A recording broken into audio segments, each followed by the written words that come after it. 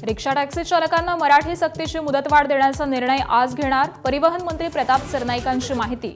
तर मराठी बोलणार नाही हा माज खपवून घेणार नाही सरनाईकांनी ठणकावलं। परप्रांतीयांची दादागिरी खपवून घेऊ नका मनसे अध्यक्ष राज ठाकरेंच्या कार्यकर्त्यांना सूचना। मराठीला विरोध करणाऱ्यांविरोधात ताकदीने उतरण्याचे मनसैनिकांना आदेश। बुलढाण्यात आज संजय गायकवाड यांच्या घरावरती मोर्चा काढणार प्रकाशक प्रशांत आंबींसह डाव्या पक्षाचे आणि शरद पवारांच्या राष्ट्रवादीचे कार्यकर्ते सहभागी होणार।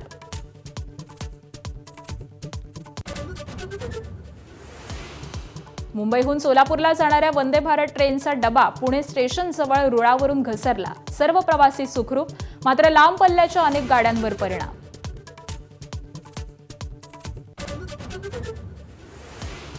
भाजप नेते किरीट सोमय्यांचं मुंबईतील घाटकोपर पोलीस ठाण्याबाहेर 12 तास आंदोलन।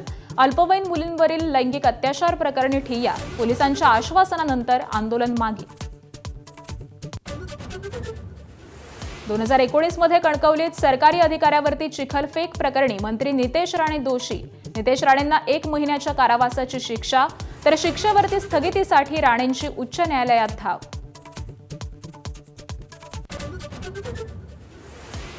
महाराष्ट्रासह देशभरात 50 जवळ पारा, उष्णतेनं सर्वसामान्य बेहाल। अमरावती वर्ध्यात तापमान 46 अंशांवर, तर 29 तारखेपासून 2 दिवस पावसाचाही अंदाज।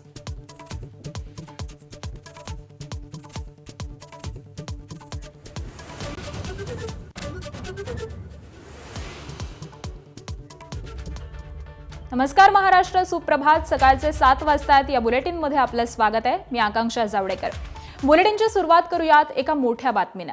राज्यातल्या ऑटो रिक्षा टॅक्सी चालकांसाठी मराठी भाषा सक्तीचा येत्या 1 मे पासून निर्णय हा लागू होणार की त्या अंमलबजावणीला मुदतवाढ मिळणार याचा निर्णय हा आज होणार आहे। आज परिवहन मंत्री प्रताप सरनाईक यांनी सर्व आरटीओ अधिकाऱ्यांसोबत महत्त्वाची बैठक बोलावली आहे। सकाळी 10:30 वाजता आरटीओ कार्यालयामध्ये ही बैठक होईल।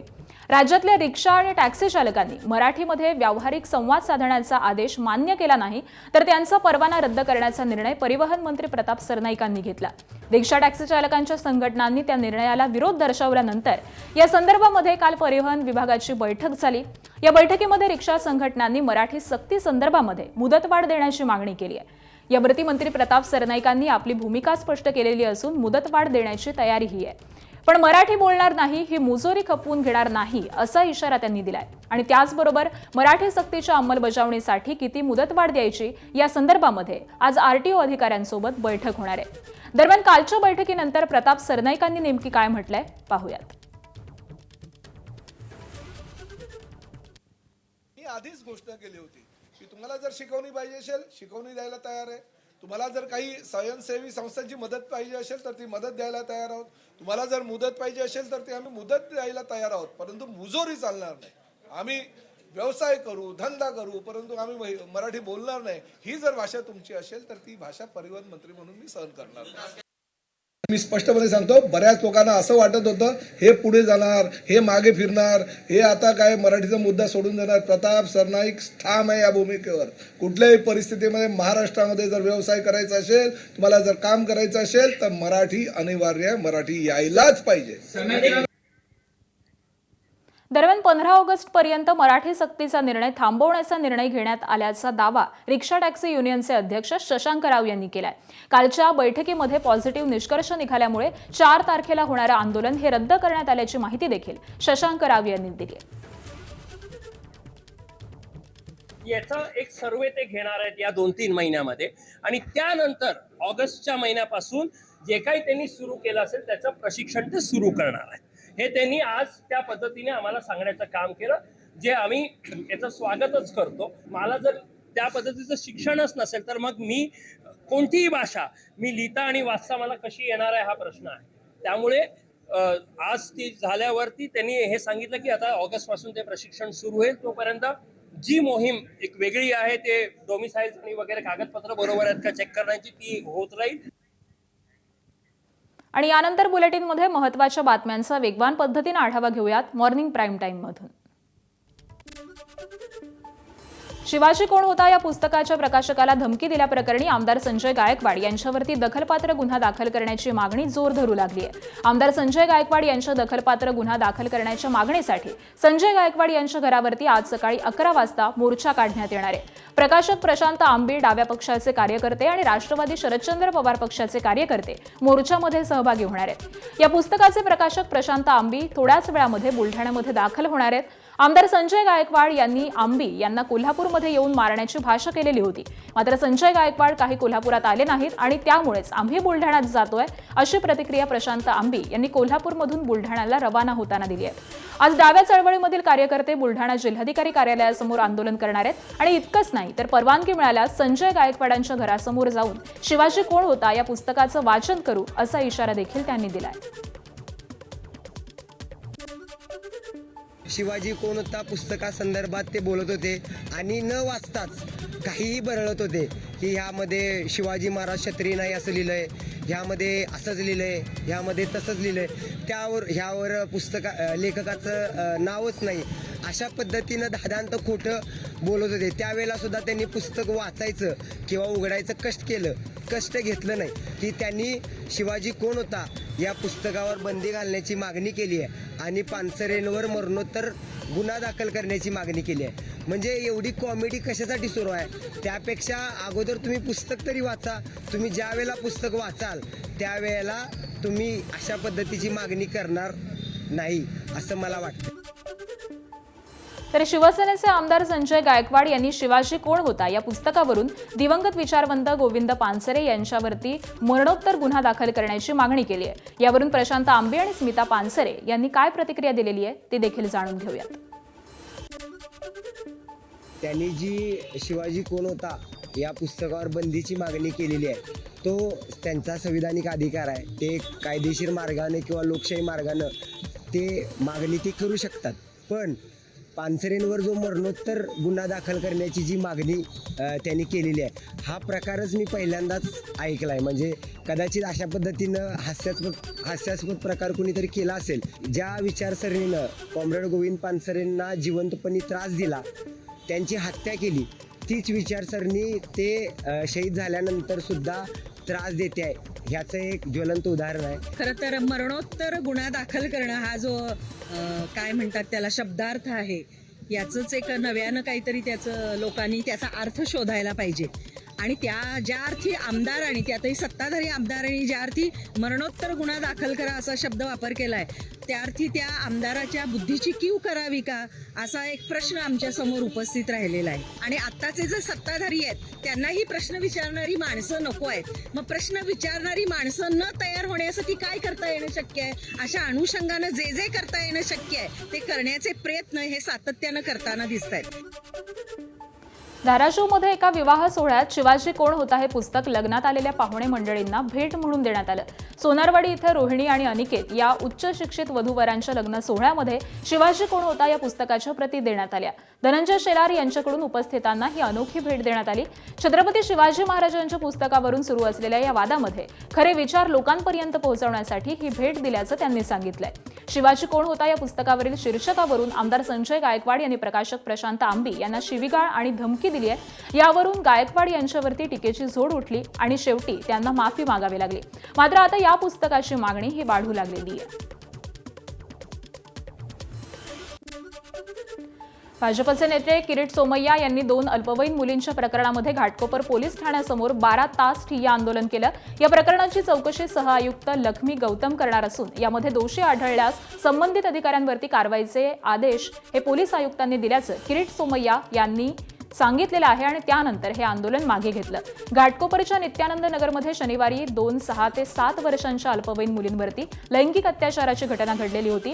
या प्रकरणामध्ये घाटकोपर पोलिसांनी शेजारच्या आरोपी नराधमाला अटक केली आहे. पोलिसांना झालेल्या कथित मारहाण प्रकरणामध्ये पीडित मुलीच्या नातेवाईकांवरती गुन्हा दाखल करण्यात आला.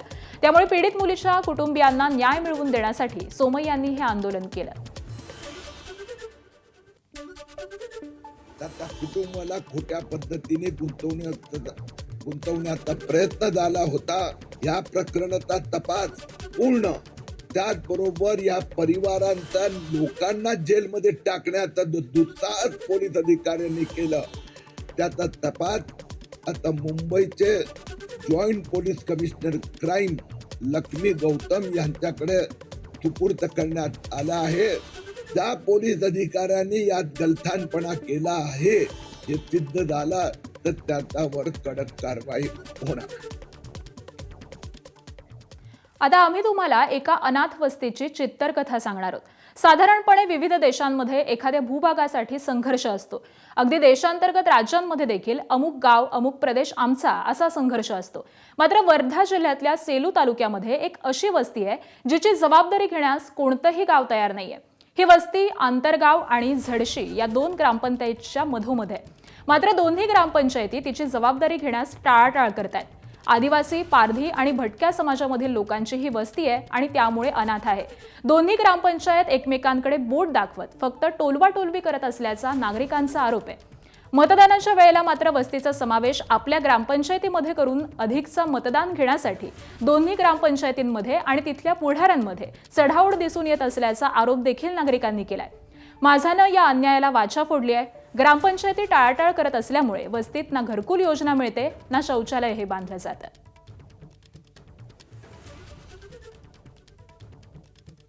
सध्या आम्ही वर्धा जिल्ह्यातील अंतरगाव आणि झडशी या 2 गावांच्या मध्ये असलेली जी एक पारधी वस्ती आहे त्या ठिकाणी आहोत. आणि या वस्तीचं अस्तित्व नेमकं अंतरगावमध्ये आहे की झडशीमध्ये आहे हे या लोकांनाच माहीत नाही, कारण दोन्ही गावं यांचं अस्तित्व मान्य करत नाही. तुम्ही अंतरगावचे रहिवाशी की तुम्ही झडशीचे रहिवाशी, सध्या काय स्थिती आहे? आम्ही ग्रामपंचायतीला सांगतो का बा आम्ही कोणी ग्रामपंचायतीमधून येतो बा म्हणून. अंतरगाव म्हणते की आम्ही नाही घेत, झडशीला जाऊन सांगा म्हणते, आणि झडशीवाले म्हणते की अंतरगावले सांगा म्हणते. तर हे गोष्ट चालू आहे की कोणाचं याच्यात घ्या बा आम्हाला, आमची हेच मागणी आहे. किती वर्षापासून हे सुरू आहे? 25-30 वर्षानं सुरू आहे आमचीवाली मागणी का बा आम्हाला द्या म्हणून. आम्हाला काय म्हणते का अंतरगावमध्ये जा, अंतरगावला जातो. अंतरगावाला काय म्हणते का झडशीला जा म्हणते. तर आम्हाला काही 2 गावाच्या आम्हाला काही घेत नाही. आम्ही कोणाकोणापाशी आम्ही सांगतो, लई विचार केलं का आम्हाला एखादा एक घ्या बा आम्हाला द्या म्हणतो, तर आम्हाला काही लक्ष नाही देत. आमच्याकडे कोण पाहत नाही, आम्हाला काही सांगत नाही, देत नाही. आम्हाला बंद म्हणते का आम्ही येतो होटिंगच्या वेळेस येते बंद, अंतरगाववाले येते की मला द्या त्याला द्या मला द्या. आम्ही सगळ्याला वोटिंग करते, हे आमचे वोटिंग कार्ड आहे, सगळ्याला देतो मतदान म्हणते, परत कोणीच पाहत नाही. घरदार पट्टा, आमच्या पोरांचं शिक्षण झालं पाहिजे, आम्हाला वर्त झालं पाहिजे. आम्हाला कोणतेच गरीबाले आम्हाला कोणीच नाही पाहू शकत. आम्हाला शेती पाहिजे, हातमजुरी करून खातो, पण आमच्या हातमजुरीला कोणी नेत नाही शकत. जवळपास 70 नागरिक असे आहेत ज्यांचं अस्तित्व कोणीही मान्य करत नाही. आणि त्यामुळे वन हक्क कायदा भारत सरकारने लागू केला, महाराष्ट्र सरकारने लागू केला, मात्र अस्तित्व मान्य केला जात नसल्यामुळे अशा कायद्याचे कुठलेही लाभ या रहिवाशींना मिळत नाही आहे. कॅमेरामॅन अतुल हिरडेसह रजत वशिष्ठ, ABP माझा, वर्धा. दरम्यान या संदर्भामध्ये ABP माझानं वर्ध्याचे पालकमंत्री आणि स्थानिक आमदार पंकज भोयर यांना या संदर्भामध्ये विचारणा केली असता त्यांनीही या वस्तीच्या अडचणीला दुजोरा देत प्रशासनिक पातळीवरती हा गुंता लवकरच सोडवू असं आश्वासन दिलंय. अंतरगाव मी जाणतो, माझ्या मतदारसंघातलं गाव आहे. तो आदिवासी पाडा नाही आहे, सर्व समाजातले लोक त्या ठिकाणी राहतात. परंतु एखादा नवीन बेडा त्या ठिकाणी राहू शकतो. परंतु आपण जवळजवळ सर्व ज्या ज्या कॉलनीज आहेत त्यांचा समावेश त्या ग्रामपंचायतमध्ये झालेला आहे. परंतु अशी जर का काही नागरिकांची तक्रार असेल तर निश्चितपणे त्याची दखल घेतली जाईल.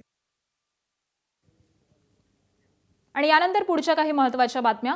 छत्रपती शिवाजी महाराजांनी रामदास स्वामींसमोर राज्य त्यागण्याची इच्छा व्यक्त केली होती अशी कथा सांगणाऱ्या बागेश्वर धामच्या धीरेंद्र शास्त्रींनी माफी मागितली आहे. छत्रपती शिवरायांविषयी आपल्याला अतीव आदर आहे, मात्र आपल्या कथेमुळे कोणाच्या भावना दुखावल्या असतील तर माफी मागतो असं त्यांनी म्हटलंय.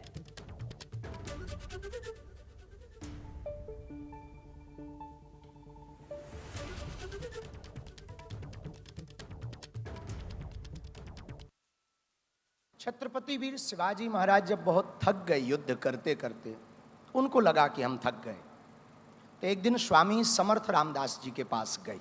अब कृपा करो कि अब हमें बहुत लड़ना नहीं.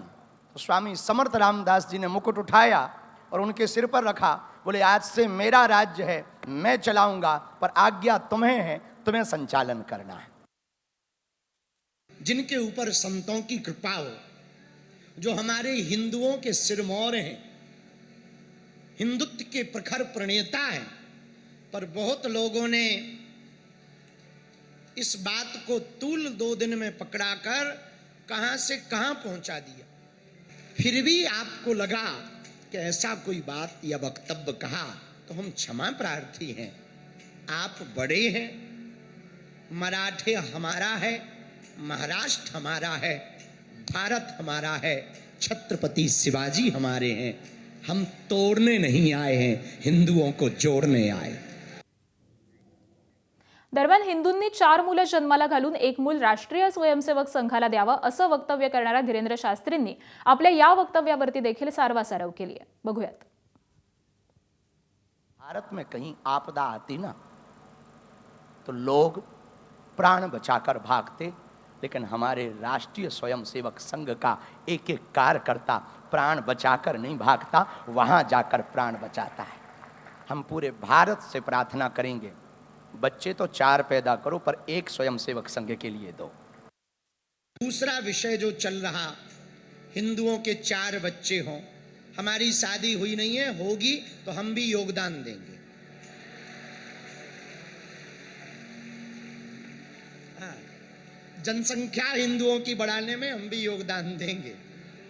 और 4 बच्चों में 1 बच्चा राष्ट्रीयता के लिए समर्पित करेंगे। आणि यानंतर पुढची एक मोठी आणि धक्कादायक बातमी पाहूयात कोल्हापूरमधून। कोल्हापूरमध्ये देखील परतवाड्यासारखी घटना घडलेली आहे। मुस्लिम तरुणाकडून तरुणींना व्हिडिओ बनवून ब्लॅकमेलिंग करण्यात आलेले आहे। आरोपी शाहिद सनदेला अटक देखील करण्यात आलेली आहे आणि 4 दिवसांची पोलीस कोठडी त्याला सुनावण्यात आली आहे। शाहिदनं 8 ते 9 तरुणींचे व्हिडिओ बनवल्याचा पोलिसांना संशय आहे। शाहिदनं व्हिडिओ आपल्या मित्रांना शेअर केल्याचं देखील उघड झालेलं आहे आणि आरोपी शाहिदचा मित्र हा सध्या फरार असल्याचं कळतंय।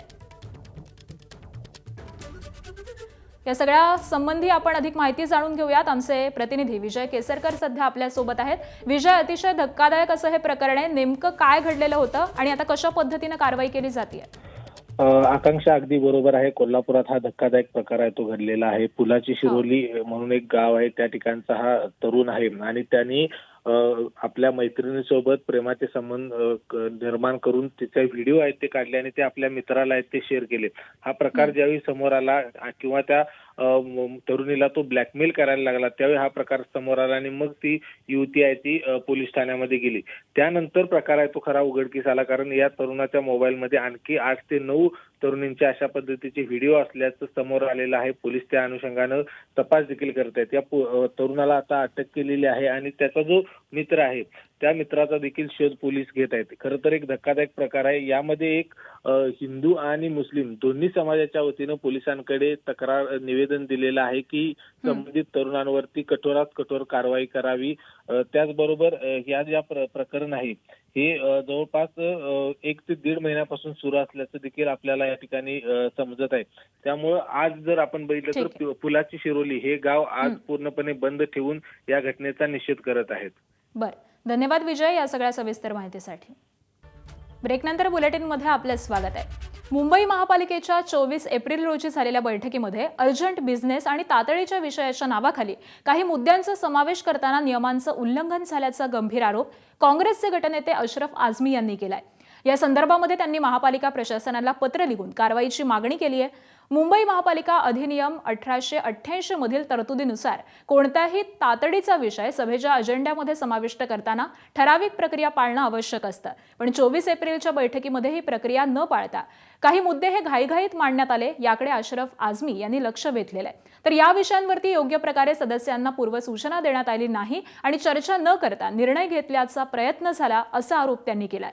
या आरोपांमुळे मुंबई महानगरपालिकेच्या कामकाजावरती आता पुन्हा एकदा प्रश्नचिन्ह उपस्थित झालंय। येत्या काळामध्ये या मुद्द्यावरती राजकीय वाद वाढण्याची शक्यता देखील व्यक्त करण्यात येते। रिक्षा टॅक्सी चालकांना मराठी सक्तीची मुदतवाढ देण्याचा निर्णय आज घेणार परिवहन मंत्री प्रताप सरनाईकांची माहिती। तर मराठी बोलणार नाही हा माज खपवून घेणार नाही, सरनाईकांनी ठणकावलं। परप्रांतीयांची दादागिरी खपवून घेऊ नका, मनसे अध्यक्ष राज ठाकरेंच्या कार्यकर्त्यांना सूचना। मराठीला विरोध करणाऱ्यांविरोधात ताकदीने उतरण्याचे मनसैनिकांना आदेश। बुलढाण्यात आज आमदार संजय गायकवाड यांच्या घरावर मोर्चा काढणार प्रकाशक प्रशांत आंबींसह डाव्या पक्षाचे आणि शरद पवारांच्या राष्ट्रवादीचे कार्यकर्ते सहभागी होणार। मुंबईहून सोलापूरला जाणाऱ्या वंदे भारत ट्रेनचा डबा पुणे स्टेशनजवळ रुळावरून घसरला. सर्व प्रवासी सुखरूप, मात्र लांब पल्ल्याच्या अनेक गाड्यांवर परिणाम. कोल्हापुरात परतवाड्यासारखी घटना. तरुणींचे व्हिडिओ बनवून ब्लॅकमेल केल्याचा प्रकार. आरोपी शाहिद सनदेला अटक. 4 दिवसांची पोलीस कोठडी. अशोक खरातची पत्नी कल्पना खरात अजूनही फरार. गेल्या महिनाभरापासून कल्पनाला शोधण्यात पोलिसांना अपयश. शिर्डी अहिल्यानगरमध्ये शोध सुरू. भाजप नेते किरीट सोमय्यांचं मुंबईतील घाटकोपर पोलीस ठाण्याबाहेर 12 तास आंदोलन. अल्पवयीन मुलींवरील लैंगिक अत्याचार प्रकरणी ठिय्या. पोलिसांच्या आश्वासनानंतर आंदोलन मागे. 2019 मध्ये कणकवलीत सरकारी अधिकाऱ्यावर चिखलफेक प्रकरणी मंत्री नितेश राणे दोषी. नितेश राणेंना 1 महिन्याच्या कारावासाची शिक्षा, तर शिक्षेवर स्थगितीसाठी राणेंची उच्च न्यायालयात धाव. इराणचा चर्चेसाठी अमेरिकेला नवा प्रस्ताव. हॉर्मुझ आणि अणु प्रकल्प कार्यक्रमांवरती चर्चा करण्याबाबत उल्लेख. डोनाल्ड ट्रम्प मात्र इराणच्या नव्या प्रस्तावावरती खुश नसल्याची माहिती. हॉर्मुझमधल्या तणावामुळे कच्च्या तेलाच्या किमतीत पुन्हा वाढ. आठवडाभरामध्ये कच्च्या तेलाच्या किमती 15% महागल्या. कच्चं तेल प्रति बॅरल $98 वरून $108 वर.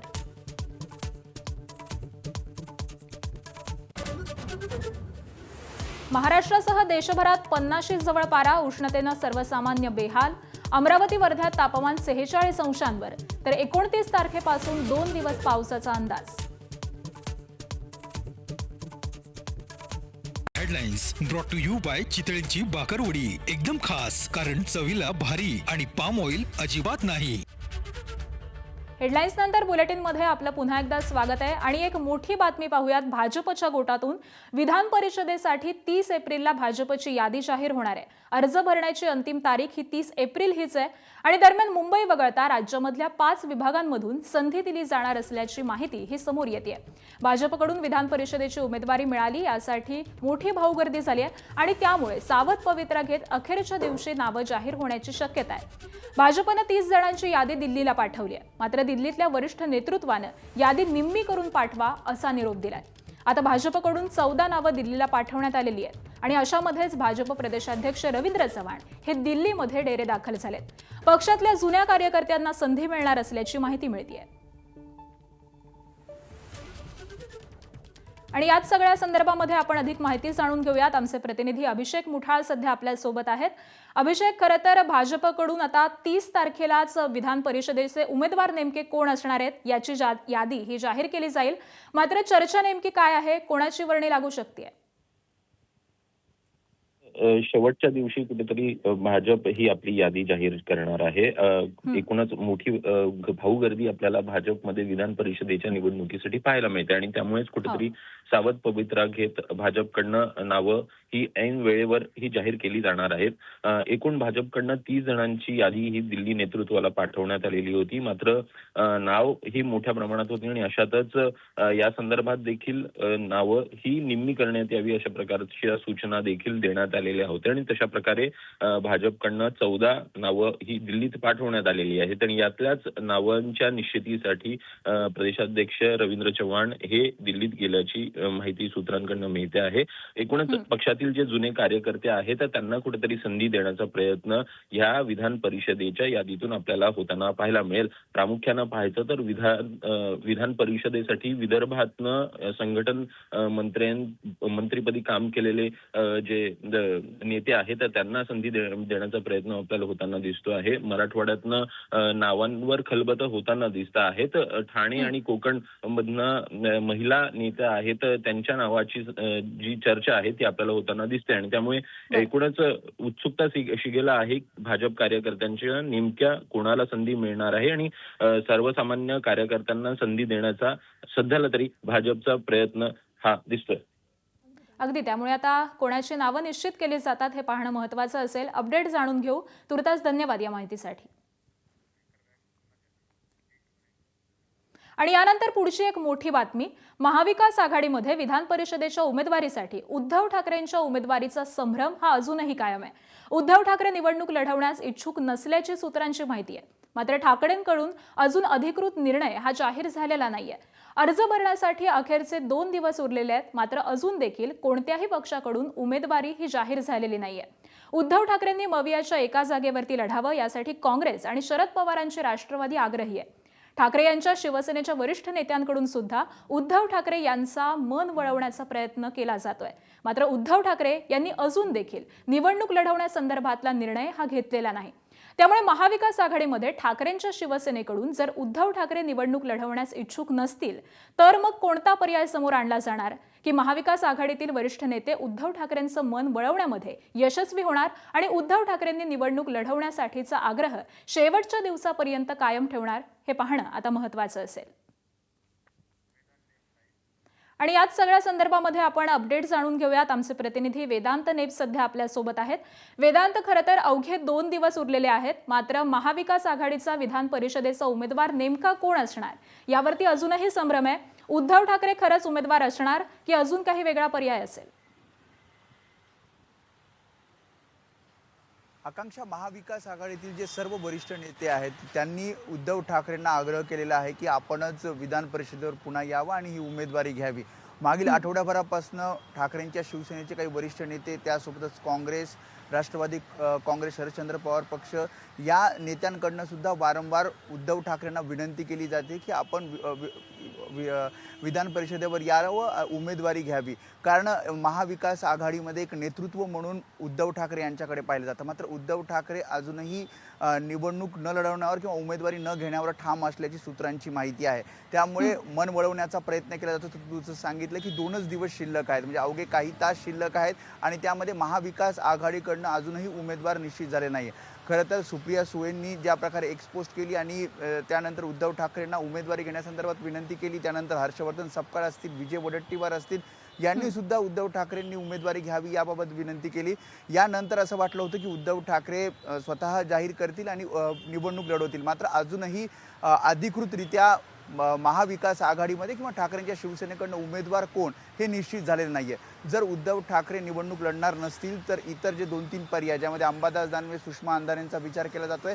मात्र जर ठाकरेंच्या शिवसेनेकडनं उद्धव ठाकरे सोडून इतर उमेदवार देण्यात आला तर मात्र काँग्रेससोबत त्यांना चर्चा करावी लागणार आहे. कारण काँग्रेसमध्ये सुद्धा काही इच्छुकांची नावं आहेत आणि त्यामुळे अडचण निर्माण होऊ शकते. आणि जर निवडणूक बिनविरोध व्हायची असेल तर उद्धव ठाकरे यांनीच ही निवडणूक लढवावी आणि त्यासाठी मन वळवण्याचा प्रयत्न तिन्ही पक्षांकडनं महाविकास आघाडीतल्या केला जातोय. आता त्याला कितपत यश येतं आणि उद्धव ठाकरे कधी अधिकृत भूमिका जाहीर करतात हे पाहावं लागेल. नक्कीच. त्यामुळे आता उद्धव ठाकरे नेमका काय निर्णय घेतात याकडेच लक्ष लागलेलं असेल. अपडेट जाणून घेऊ. तुर्तास धन्यवाद या माहितीसाठी. तर राष्ट्रवादीच्या वाट्याला आलेल्या एका जागेवरती 70 ते 75 जण इच्छुक आहेत असं प्रदेशाध्यक्ष सुनील तटकरे यांनी म्हटलंय. वरिष्ठ पातळीवरती अजून निर्णय झालेला नाही, मात्र सुनेत्रा पवारांच्या अध्यक्षतेखाली लवकरच निर्णय होईल असं तटकरे म्हणालेले आहेत.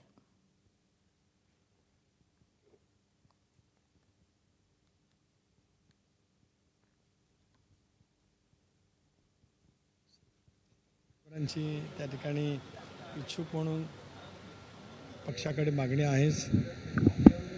पूर्व विदर्भ, पश्चिम विदर्भ, मराठवाडा, उत्तर महाराष्ट्र, त्याचबरोबर कोकण, मुंबई, पश्चिम महाराष्ट्र अशा वेगवेगळ्या जिल्ह्यांतील, वेगवेगळ्या प्रादेशिक भागांतील ताकदवान जे सहकारी आहेत त्यांची मागणी निश्चितच त्या ठिकाणी आहे. जरूर या संदर्भामध्ये ज्यावेळेला वरिष्ठ पातळीवरती बैठक होईल त्याला या संदर्भातला आढावा घेऊन पक्ष नेतृत्व निर्णय करेल. आणि यानंतर इतर काही महत्त्वाच्या घडामोडी जाणून घेऊयात. पुण्यामध्ये वंदे भारत एक्सप्रेसच्या अपघातानंतर पुणे रेल्वे स्थानकावरील वाहतूक ही सुरळीत झालेली आहे. रात्री 12:30 पर्यंत वंदे भारत एक्सप्रेसचा घसरलेला डबा हा हटवण्याचं काम हे सुरू होतं. रात्री 2 नंतर प्लॅटफॉर्म क्रमांक 3 वरील रेल्वे वाहतूक ही सुरळीत करण्यात आलेली आहे. साधारण 18 ते 19 गाड्यांना या अपघाताचा काही प्रमाणामध्ये फटका बसलाय. तर काही गाड्या वेगळ्या मार्गावरती वळवण्यात आलेल्या आहेत, तर काही गाड्या उशिरानं सुरू ठेवण्यात आलेल्या होत्या. आज सकाळपासूनच प्लॅटफॉर्म क्रमांक 3 वरील रेल्वे वाहतूक ही सुरळीत सुरू असल्याचं रेल्वे प्रशासनाकडून सांगण्यात आलंय. आणि दरम्यान याचाच आढावा घेतलाय आमच्या प्रतिनिधी शिवानी पांढरे हिने. वंदे भारत एक्सप्रेसचा रात्री पुण्यातील प्लॅटफॉर्म क्रमांक 3 वर अपघात झाला आणि ही जी ट्रेन होती त्यातला एक डबा आहे तो घसरला गेला होता आणि त्याच्यानंतर रात्री 12:30 वाजेपर्यंत हे संपूर्ण काम सुरू होतं. आता मात्र रात्रभरात हे सगळं काम संपूर्ण करण्यात आलं आणि त्यानंतर ही सगळी रेल्वे वाहतूक आहे ती सुरळीत करण्यात आली. आपण जर बघितलं तर रात्री ज्या गाड्या होत्या त्या गाड्या उशिराने चालू आहे ना, काही गाड्या ज्या आहेत त्या धीम्या गतीने सुरू आहेत आणि त्याचा फटका आहे का साधारण प्रवाशांना बसलेला आपल्याला बघायला मिळतोय. पुण्यातल्या प्लॅटफॉर्म क्रमांक 3वर आहेत ज्या रात्रीच्या गाड्या होत्या, गाझियाबाद असू देत किंवा बाकीच्या ज्या गाड्या होत्या त्या गाड्या लेट झाल्या, त्यामुळे अनेक प्रवाशांना अख्खी रात्र आहे ते इथेच काढावी लागली. माझ्यासोबत काही प्रवासी आहेत. कोणती गाडी होती आणि किती वाजताची गाडी होती? सिद्धेश्वर एक्सप्रेस होती. आम्हाला येण्यासाठी पण सोय नसल्यामुळे आम्हाला लवकर येऊन थांबावं लागतं. 1 वाजता आम्ही पावणे 1 वाजताच पुणे स्टेशनला आलेलो आहोत. आम्हाला तिथून सांगितलं होतं की 1 ते 2 तासच गाडी लेट होईल, पण चक्क आता 7 वाजून गेलेत पण अजूनही गाडीचा काहीही पत्ता नाही आहे. आणि विशेषतः रेल्वे प्रशासन काहीही ठोस पुरावा सांगत नाही की बाबा काय कारणाने उशीर झाला आहे किंवा किती वेळाने येणार आहे. आम्हाला भुसावळला जायचं आहे आणि आमची गाडी 9 वाजता येणार आहे. 6:30चा टायमिंग होता सकाळचा, लेट झाली. हो, काही सांगण्यात आलं रेल्वे? हा गाडीचं वंदे भारत आहे ना, ते गाडी जरा हे झाली, पटरीहून सरकली, एवढंच कळालं. एवढं सांगितलंय. त्यांना काही मेसेज आलाय का रेल्वे प्रशासनाकडून तुमची गाडी लेट आहे किंवा नाही नाही, काही नाही, मेसेज नाही आला. अजूनही काही ज्या गाड्या आहे त्या उशिरानं सध्या सुरू आहे. रेल्वे वाहतूक जरी सुरळीत झाली असली तरी गाड्यांना याचा फटका बसला आहे आणि त्या गाड्या उशिरानं सुरू आहे त्याचाच फटका पर्यायी या सगळ्या प्रवाशांना देखील सहन करावा लागतोय. कॅमेरामन अमोल गवाळेसह शिवानी पांढरे, ABP माझा, पुणे. पुढची बातमी आहे नागपूरमधून. नागपुरात 10 दिवसांमध्ये उष्माघाताचे 13 बळी गेल्याची शक्यता वर्तवण्यात आली आहे.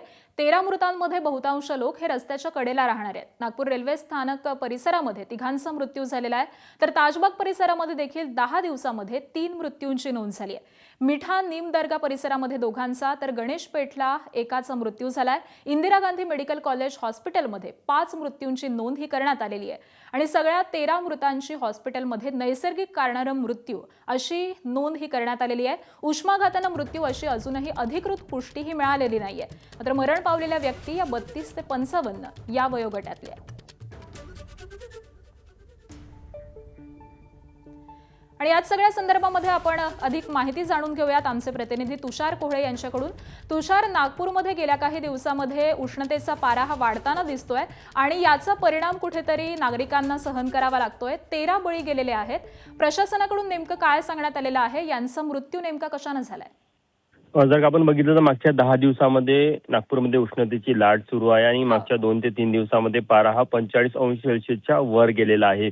याच पार्श्वभूमीवर जे मृत्यूची नोंद झालेली आहे नागपूर महानगरपालिकेकडे असो किंवा शासकीय वैद्यकीय महाविद्यालय व रुग्णालय असो आणि इंदिरा गांधी शासकीय वैद्यकीय महाविद्यालय असो, जे रस्त्याच्या कडेवर राहणारे नागरिक आहेत त्यांचा नैसर्गिक मृत्यू म्हणून त्यांची नोंद झालेली आहे. मात्र प्राथमिक संशय व्यक्त केला जातो की त्यांच्या शरीरामध्ये पाण्याचं प्रमाण कमी झालं, सोबतच त्यांच्या शरीरामध्ये जे पाहिजे त्या प्रमाणात मुबलक अन्न नव्हतं आणि त्यामुळे मग त्याच परिस्थितीमध्ये त्यांना कडक उन्हाचा सामना करावा लागला. या परिस्थितीमध्ये त्यांचा उष्माघातामुळे मृत्यू झाला असावा असा एक प्राथमिक अंदाज व्यक्त केला जात आहे. तर शवविच्छेदन केल्यानंतर उष्माघाताने मृत्यू झाला की नाही याची नोंद करता येत नाही किंवा ते निष्कर्ष काढता येत नाही. त्याचे नमुने हे प्रयोगशाळेमध्ये पाठवावे लागतात आणि त्यानंतर त्याची नोंद होते. त्यामुळे प्राथमिक जेव्हा मृत्यू होतो तेव्हा त्याची नैसर्गिक मृत्यू म्हणून नोंद केली जाते. नागपूरच्या शासकीय वैद्यकीय महाविद्यालयामध्ये 8 नैसर्गिक मृत्यूची नोंद अशा प्रकारे बेघर राहणाऱ्या रुग्णांची झाली होती आणि तशाच प्रकारे 5 रुग्णांची मृत्यूची नोंद ही इंदिरा गांधी शासकीय वैद्यकीय महाविद्यालय आणि रुग्णालयामध्ये झाली होती. नागपूर महानगरपालिकेने देखील या मृत्यूला दुजोरा दिलेला आहे. मात्र उष्माघाताने मृत्यू झाला की नाही हे त्यांनी अजून स्पष्ट केलं नाही. मात्र एक संशय मात्र नागपूर महानगरपालिकेने देखील याबद्दल व्यक्त केला आहे. हो, धन्यवाद तुषार या सगळ्या सविस्तर माहितीसाठी. विदर्भाला आग ओकणाऱ्या सूर्यापासून आजपासून पुढील 2 ते 3 दिवस काहीसा दिलासा मिळण्याची शक्यता हवामान विभागाने वर्तवली आहे. सोमवारी अमरावती आणि वर्ध्यामध्ये 46.2 इतक्या उच्चांकी तापमानाची नोंद झाली. अकोल्यामध्ये मात्र रविवारच्या तुलनेमध्ये घट पाहायला मिळाली आहे. अकोल्यामध्ये 44.8 इतक्या तापमानाची नोंद झाली आहे. तर आज मंगळवारी अकोला आणि अमरावतीमध्ये मात्र उष्णतेच्या लाटेसारखी स्थिती ही कायम राहण्याची शक्यता आहे. वर्धा, यवतमाळ आणि चंद्रपूरमध्ये मात्र आज काही भागांमध्ये पावसाची शक्यता ही हवामान विभागाने वर्तवलेली आहे.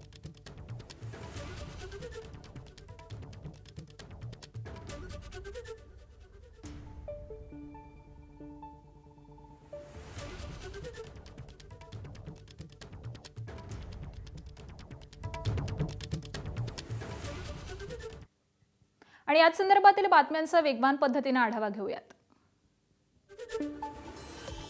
विदर्भात सूर्य अक्षरशः आग ओकतोय, त्यामुळे नागरिकांच्या जीवाची लाहीलाही होतीये. वाढत्या तापमानानं पश्चिम विदर्भामधील अकोला, अमरावती, यवतमाळ इथं तापमानानं उच्चांक गाठलाय आणि त्यामुळे आरोग्य विभाग सध्या अलर्ट मोडवरती आलेला आहे. अशामध्येच उष्माघाताचे रुग्ण हे मोठ्या प्रमाणामध्ये आढळून लागलेत.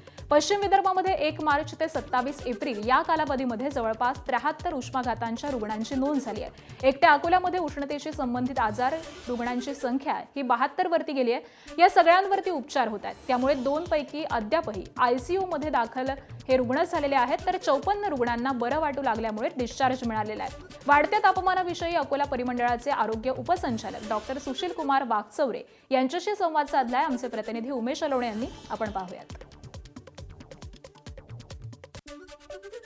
विदर्भातील सर्वाधिक तापमान असलेल्या जिल्ह्यांमध्ये 3 जिल्हे जे आहेत ते पश्चिम विदर्भातील आहेत. आणि या पश्चिम विदर्भातील आरोग्य यंत्रणा नेमकं कशी सध्या काम करते, आपल्यासोबत आहेत अकोला परिमंडळाचे आरोग्य उपसंचालक doctor Sushil Kumar Wakchaure sir. Sir, तयारी जी आहे ती कशी झालेली आहे? आमच्याकडं 5 जिल्ह्यांमध्ये परिपूर्ण तयारी झालेली आहे. उष्माघाताचे जे केसेस आहेत त्याच्यासाठी आमच्याकडे 108 आणि 102 नंबर्स आम्ही टोल फ्री दिलेले आहेत. असे जे पेशंट असेल, ज्यांना काही त्रास झाले असेल, ज्यांना मळमळ झाली असेल, चक्कर आली असेल, उलटी झाली असेल किंवा कोणाला मूर्छा आली असेल उष्माघातामुळे, तर त्वरित त्यांनी आपल्या जवळच्या प्राथमिक आरोग्य केंद्र किंवा ग्रामीण रुग्णालयामध्ये ॲडमिट व्हावे. तसेच आम्ही जर सर्वसामान्य जनतेसाठी काय करायला पाहिजे आणि कुठे कुठे जायला पाहिजे आणि आपली काळजी कशी करावी याचे पण सल्ले दिले आहेत. सल्ले जे आहे नेमकं काय काय काळजी घेतली पाहिजे लोकांनी? याच्यामध्ये दुपारी वावरताना आपण 11 ते 4 दरम्यान आपण उन्हामध्ये फिरू नये. जायचंच असेल तर आपलं परिपूर्ण आपण आपले परिधान करताना कॉटनचे कपडे, वरती टोपी, कॅप किंवा आपलं उपरणं घेऊन फिरावं.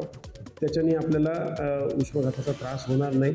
तसेच क्रीडा असेल किंवा सामूहिक मेळावा असेल हे टाळावे आणि बाहेरचं खाऊ नये, शिळं खाऊ नये अन्न, आणि पाणी भरपूर प्यावे. आपलं उकळलेलं थंड केलेलं आपलं आरोचं पाणी किंवा स्वच्छ पाणीच प्यावं, बाकी तुम्हाला जे बाकीचे जे आजार आहेत ते पण होणार नाही. आरोग्य यंत्रणा जी आहे ती पूर्ण ताकदीनिशी जी आहे ती मैदानात उतरली आणि लोकांनी काळजी घेण्याचं आवाहन जे आहे आरोग्य विभागानं केलेलं आहे.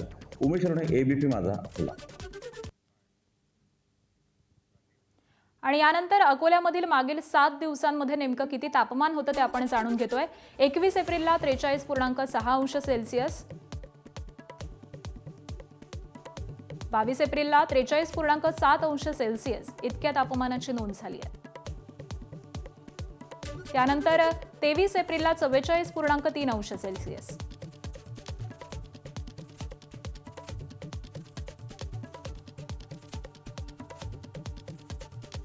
आणि विदर्भामधील कालचं जिल्हानिहाय तापमान जाणून घेऊयात. अकोल्यामध्ये काल 46.3 अंश सेल्सिअस तापमानाची नोंद झाली आहे. अमरावतीमध्ये 46.6 अंश सेल्सिअस,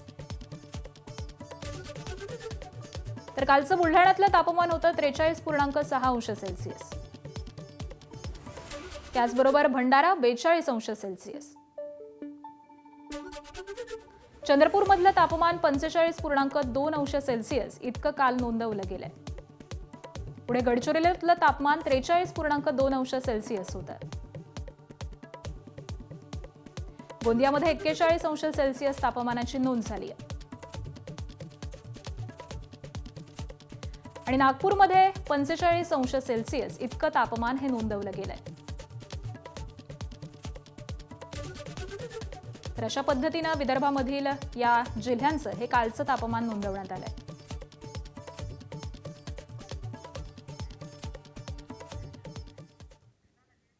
पश्चिम विदर्भामध्ये तापमानानं 45 अंशांचा टप्पा पार केलेला असून प्रचंड उन्हाच्या झळांनी नागरिक हैराण झालेले आहेत.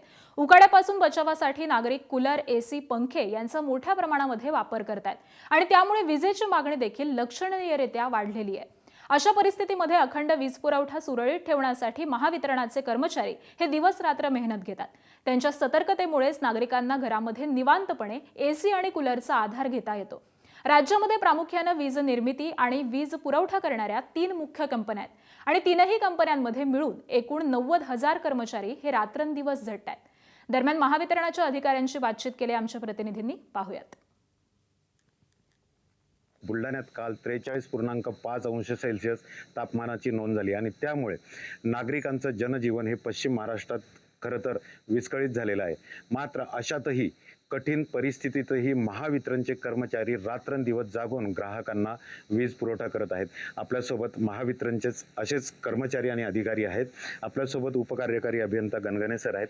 सर, काय म्हणाल? सध्या विजेची मागणी वाढलेली आहे, प्रचंड उकाडा आहे आणि अशा परिस्थितीतही आपलं कर्तव्य कसं सुरू आहे? प्रचंड उकाडा आहे. लोक घरामध्ये AC वगैरे सगळे उपकरणं वापरत आहे, परंतु त्यामागे आम्ही कर्मचाऱ्यांची अथक मेहनत आहे. आमचे कर्मचारी सतत झटत आहे.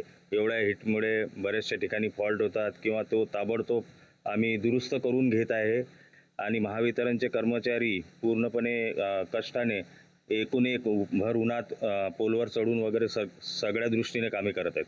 सध्या तापमानाचा काही परिणाम झालाय तुमच्या फीडर? हा लोड वाढलेला आहे आणि तापमानामुळे थोडासा म्हणजे कसं आहे की लोड वाढल्यामुळे आम्हाला लोड मॅनेज करावं लागते आणि आम्ही ग्राहकांना 100% म्हणजे वीज पुरवठा कसा होईल त्याचा प्रयत्न करतो. महावितरणचे हजारो कर्मचारी अक्षरशः 45 तापमानात उन्हात काम करून, रात्री आणि दिवस काम करून प्रत्येक ग्राहकाच्या घरातील AC आणि कूलर याच्या माध्यमातून तो आपला कूलरचा जो काय थंडावा आहे तो देण्याचं काम करत आहे. कॅमेरामन शांतारामसह डॉक्टर संजय महाजन, ABP माझा, बुलढाणा. सगळा महाराष्ट्र उन्हानं होरपळून निघालाय. या उन्हाळ्याचा फटका छत्रपती संभाजीनगर महापालिकेच्या सर्वसाधारण सभेला देखील बसलाय. महापालिकेनं 10 कोटी खर्च करून अत्याधुनिक AC लावून सर्वसाधारण सभेचा हॉल तयार केला. मात्र तरी देखील सभागृहामध्ये उकाड्याचा त्रास होत होता. बजेटच्या पेपरचा वापर काही नगरसेवकांनी हवा घालण्यासाठी केला, तर काहींना रुमाल बाहेर काढावे लागलेत आणि त्यामुळे उकाडा इतका आहे की AC मध्ये देखील नगरसेवकांना घाम फुटल्याचं दृश्य हे पालिकेमध्ये पाहायला मिळाले.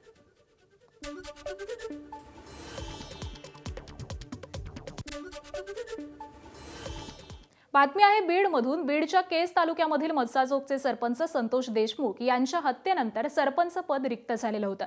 या सरपंच पदाच्या पोटनिवडणुकीसाठी आज मतदान होणार आहे. सरपंच पदाची पोटनिवडणूक बिनविरोध व्हावी अशी अपेक्षा देशमुख कुटुंबीय आणि काही गावकऱ्यांनी व्यक्त केली आहे. दिवंगत सरपंच संतोष देशमुख यांच्या पत्नी अश्विनी देशमुख आणि मागील निवडणुकीमध्ये 9 मतांनी पराभूत झालेले स्वरूपानंद देशमुख यांच्यामध्ये थेट लढत होती.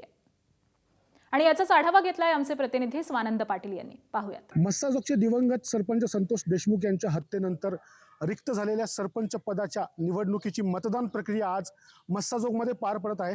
आपण जर बघितलं, मस्साजोग येथील जिल्हा परिषद माध्यमिक शाळेमध्ये मतदान केंद्र तयार करण्यात आलेले आहेत. एकूण 2280 मतदार आपले मतदानाचा हक्क या ठिकाणी बजावणार असून 3 मतदान केंद्राची निर्मिती या ठिकाणी करण्यात आली आहे. आपण जर बघायला गेलं तर ही निवडणूक बिनविरोध व्हावी अशी अपेक्षा देशमुख कुटुंबियांनी व्यक्त केली होती. मात्र दुसरीकडे मागील निवडणुकीत पराभूत झालेले स्वरूपानंद देशमुख यांनी निवडणुकीत अर्ज दाखल केल्याने ही निवडणूक बिनविरोध होऊ शकली नाही आणि त्यांनी आव्हान देखील या ठिकाणी उभे केले आहे.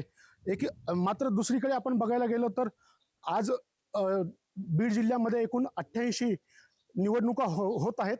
असे असताना मात्र जे लक्ष लागले आहे ते केवळ मस्साजोगच्या निवडणुकीकडे. आता या मस्साजोगाच्या निवडणुकीचे विजयाचे माळ कुणाच्या गळ्यात पडते हे पाहणे महत्त्वाचे असणार आहे. स्वानंद पाटील, ABP माझा, मस्साजोग, बीड.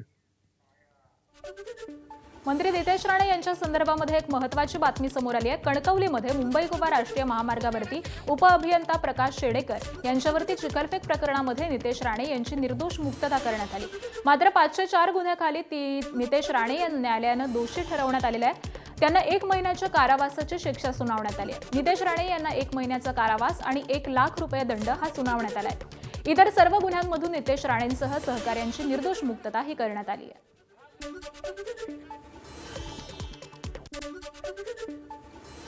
बातमी आहे मीरा भाईंदरमधून. मीरा भाईंदरमध्ये एका इमारतीच्या 2 सुरक्षा रक्षकांवरती चाकू हल्ल्याची घटना घडल्यानंतर आता या प्रकरणानं गंभीर वळण घेतलंय. आरोपीनं केलेला हल्ला हा लोन वुल्फ प्रकारातला असल्याची शक्यता दहशतवादी विरोधी पथकानं व्यक्त केली आहे. तपासादरम्यान आरोपींकडून मिळालेल्या एका नोटमध्ये आयसिस, लोन वुल्फ, जिहाद, गाझा यांच्यासारखे शब्द आढळल्याची माहिती सूत्रांनी दिलेली आहे. तर सूत्रांनी दिलेल्या माहितीनुसार आरोपीनं गाझा मुक्ती अभियानाला देखील पैशांची मदत केल्याचं कळतंय.